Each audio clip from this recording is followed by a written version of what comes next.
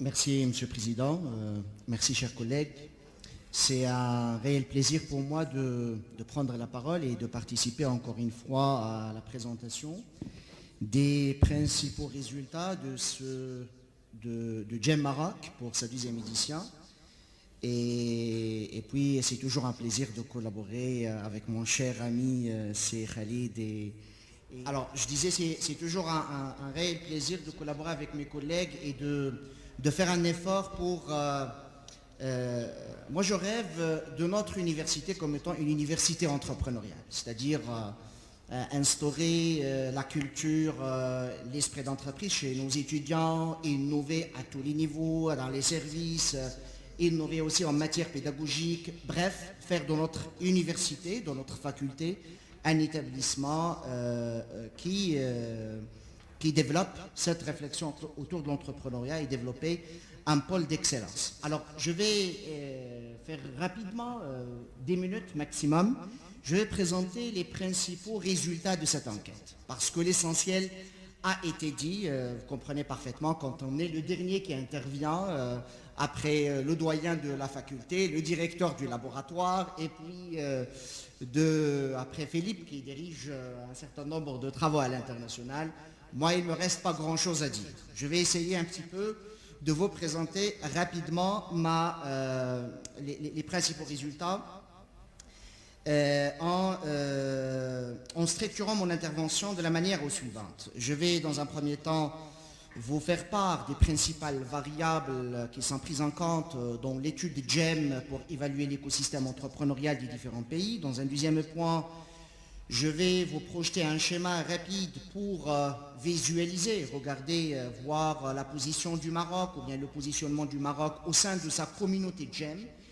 Puis très rapidement, quelques constats d'experts pour vous faire part des principales conditions qui sont perçues comme étant des conditions favorables à l'entrepreneuriat et d'autres qui sont défavorables.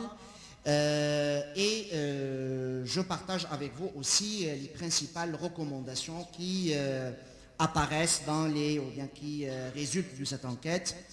Et puis très rapidement, quelques constats pour développer davantage ce projet de recherche. Je ne sais pas, peut-être au niveau de la projection, ce n'est pas très visible, mais j'aimerais vous dire tout simplement que l'écosystème entrepreneurial GEM est évalué sur la base de 9 principales variables que vous pouvez voir et regarder avec tous les détails et les items de mesure que vous avez dans votre plan. Alors, la première variable, c'est le financement de l'entrepreneuriat, la politique du gouvernement, les programmes du gouvernement pour l'entrepreneuriat, les régularisations à l'entrée, les normes sociales et culturelles, l'infrastructure physique, mais aussi l'éducation à l'esprit d'entreprise, les formations en entrepreneuriat, que ce soit au niveau du collège ou du lycée, mais même primaire, et puis le rôle de l'université, bien évidemment, dans cet écosystème. Alors, le Maroc par rapport, ou bien le Maroc dans sa communauté de GEM.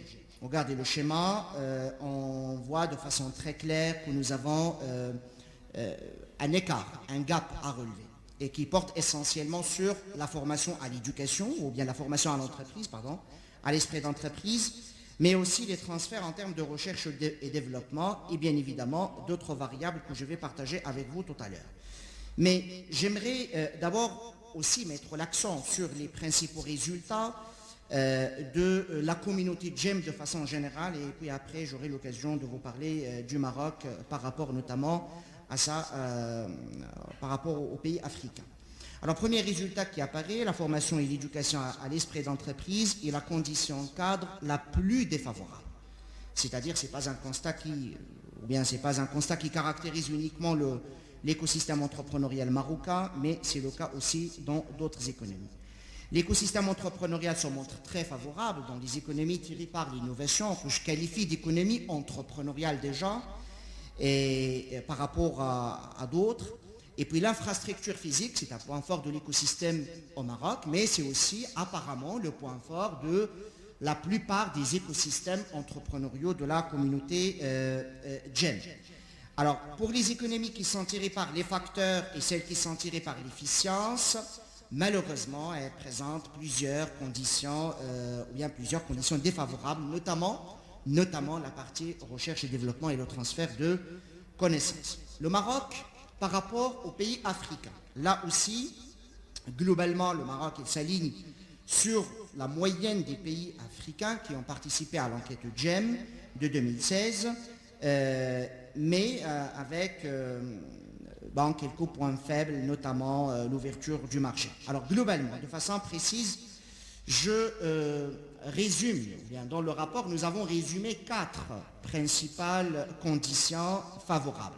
L'infrastructure physique, mais malheureusement, si on fait le lien avec l'intervention de tout à l'heure de M. Belfadil, dans laquelle elle a mis l'accent sur l'attractivité, globalement, tous les pays, et notamment les pays concurrentiels, c'est-à-dire qui sont en compétition en termes d'attractivité des investisseurs et des entrepreneurs étrangers, je pense que l'infrastructure physique ne fait plus l'avantage compétitif des régions, des nations et des territoires. Ce n'est pas ça qui va créer la différence. Alors, deuxième élément, les normes socioculturelles. Sur cet aspect, globalement, au Maroc, la culture, on peut la qualifier globalement d'entrepreneuriale, si on fait exception, bien évidemment, de la peur à l'échec, qui est quand même très mal perçue par les experts, les acteurs de l'écosystème entrepreneurial au Maroc. Alors, d'autres aspects qui sont positifs, notamment l'infrastructure légale et commerciale, et puis la politique gouvernementale. Alors, dans ces principales conclusions, j'ai essayé un petit peu de vous communiquer aussi, Laurent, le classement du Maroc par rapport aux autres pays qui ont participé à l'enquête du GEM. Alors, les points noirs. Points noirs, vous l'avez constaté, pour les conditions favorables, j'ai utilisé le bleu.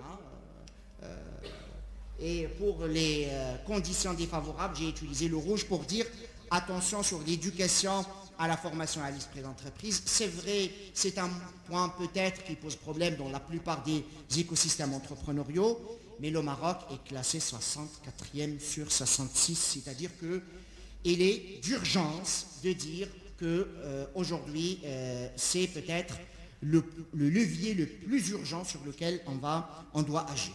Et ce qui est intéressant aussi à constater et à soulever, c'est que ce constat, on le retrouve dans d'autres rapports. Et je fais référence au rapport de la Banque mondiale sur la compétition, la compétitivité des économies.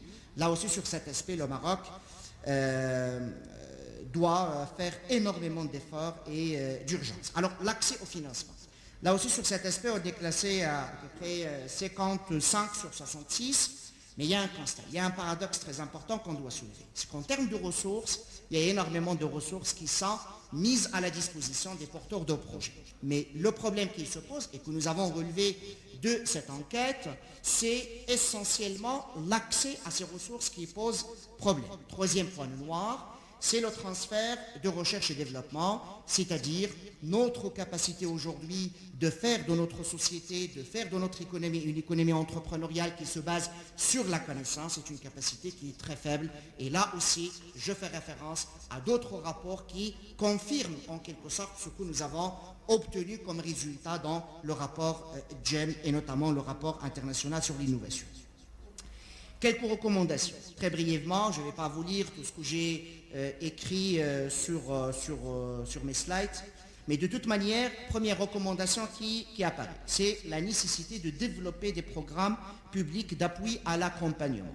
Ça a été dit tout à l'heure, ce n'est pas la peine de le redire encore une fois, peut-être des structures d'accompagnement il existe, mais les porteurs de projets, la cible, le public n'est pas au courant, n'est pas informé de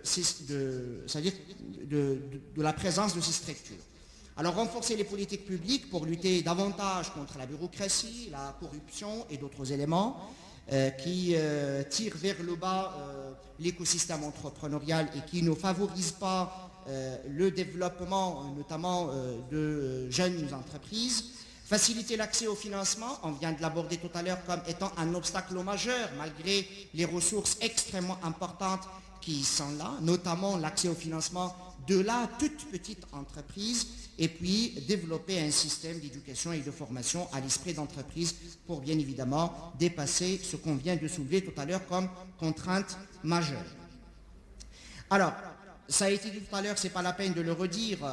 Globalement, ce qui est peut-être important à souligner, c'est qu'au Maroc, globalement, l'entrepreneuriat est un entrepreneuriat d'opportunité, contrairement à ce que l'on peut croire lorsqu'on ne se base pas sur des études. On a l'impression que la plupart de ceux qui entreprennent au Maroc, ils le font par nécessité. Mais il y a quand même une forte présence de l'entrepreneuriat par opportunité.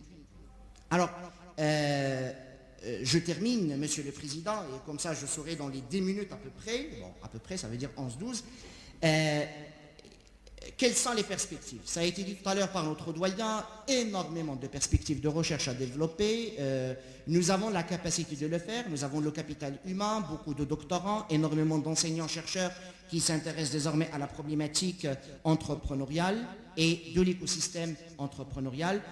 3 principales perspectives, déjà sur la base peut-être des données que nous avons en 2015 et celles que nous avons collectées en 2016, et bien évidemment pour les années prochaines. Comprendre les spécificités des écosystèmes régionaux au niveau national. Parce que c'est vrai, GEM est un rapport national.